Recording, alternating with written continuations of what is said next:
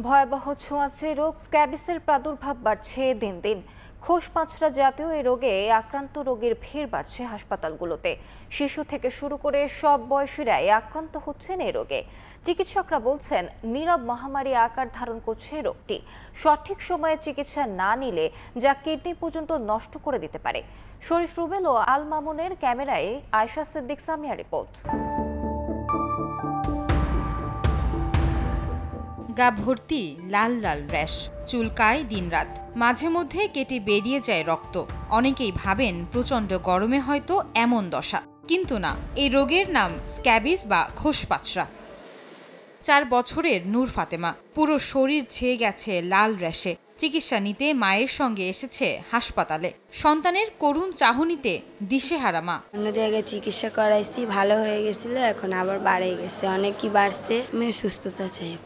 ছোঁয়াচে এই চর্মরোগের সংক্রমণ বাড়ছে দিন দিন। এই যেমন রাজধানীর সোহরাওয়ার্দী হাসপাতালে চিকিৎসা নিতে এসেছেন একই পরিবারের 4 জন। প্রথমে বাড়ির গৃহিণীর শরীরে র্যাশ ওঠে, পরে তীব্র চুলকানি।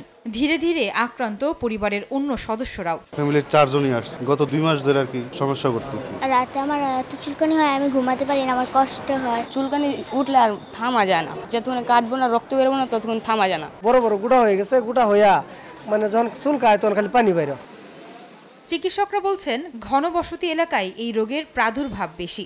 আক্রান্তরা গুরুত্ব না দেওয়ার পাশাপাশি সচেতনতার অভাবে বাড়ছে সংক্রমণের হার, যেটাকে আমরা নীরব মহামারী বলতে পারি। এটা এমন একটা রোগ, নীরবে সবাই এই দুর্ভোগটা ভোগ করছে, কিন্তু সমস্ত দেশে সংক্রমিত হচ্ছে। হাতের যে আঙ্গুলের যে চিপা, তারপরে এখানে যে হাতের কবজির এই দিকে, হ্যাঁ, তারপর নাভিতে, তারপরে গোপনাঙ্গ, মেয়েদের ক্ষেত্রে যেমন নেপল, একজিলা, হ্যাঁ, তারপর পিছনে, এইসব জায়গায় সবচেয়ে বেশি হবে। ওষুধের অপব্যবহার, যেমন একটা লোশন আপনাকে বললাম 1 বোতল পুরোটা এক রাতে, আপনি অর্ধেক লাগিয়ে ভাবলেন যে আমার তো পুরাটাই কাভার হয়ে গেছে। ফার্মেসিতে যারা ওষুধ বিক্রি করে, ওনাদের উল্টাপাল্টা চিকিৎসার কারণে এটা আজকাল সহজেই ভালো হচ্ছে না। সবচেয়ে জরুরি হচ্ছে জনসচেতনতা।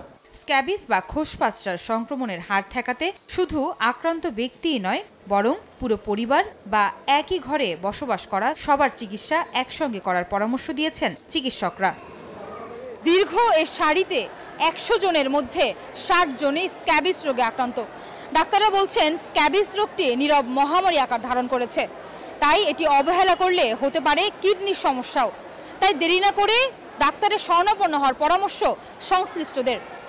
আয়শা সিদ্দিক সামিয়া, সময় সংবাদ, ঢাকা।